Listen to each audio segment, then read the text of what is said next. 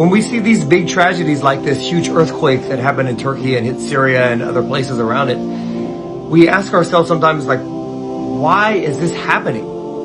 We can't maybe see any good in it. But Allah subhanahu wa ta'ala doesn't ever have things happen that are just pure evil. So what's some good that could come out of this? First is those who died with their faith intact, they could be considered a shaheed.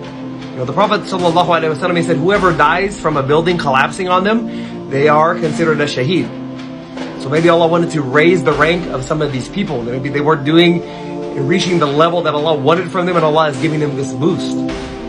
Also, this could be a hard reminder for people and cause so many people to make sincere repentance, to make tawbah. And there is also the aspect that it could have removed some evil people from the earth. So this life is a test. There are difficulties and hardships and bad things that happen, but there's always a good side to it.